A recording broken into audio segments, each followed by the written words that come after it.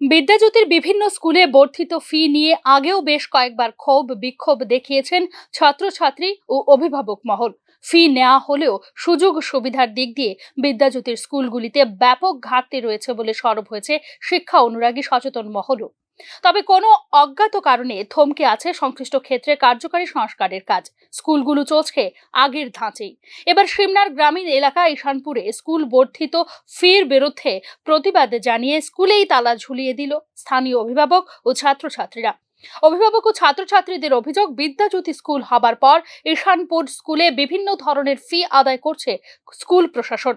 নিত্য নতুন ফি এর অর্থ মেটানো তাদের পক্ষে কঠিন হয়ে দাঁড়াচ্ছে বলে ক্ষোভের সঙ্গে জানান অভিভাবক ও ছাত্রছাত্রীরা। মোহনপুর প্রতিনিধি সবুজ সরকারের পাঠানো রিপোর্টে দেখুন বিস্তারিত সংবাদ।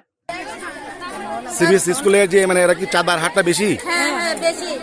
কয়েকদিন পরে তারা এদিন রীতিমতো রাস্তা অবরোধ করে স্কুলটির পঠন পাঠন ও বর্ধিত ফি নিয়ে প্রতিবাদ জানান স্থানীয় মানুষজন ও ছাত্রছাত্রীরা। তাদের আরো অভিযোগ, নিত্য নতুন ফি নেওয়া হলেও শিক্ষাগত সুযোগ সুবিধা স্কুলে খুবই কম। স্কুলে পর্যাপ্ত শিক্ষক ও লাইব্রেরি নেই বলেও অভিযোগ করেছেন অভিভাবক ও ছাত্রছাত্রীরা। তবে স্কুল প্রশাসনের বক্তব্য, সরকারি আদেশ মোতাবেকই ফি আদায় করছেন তারা।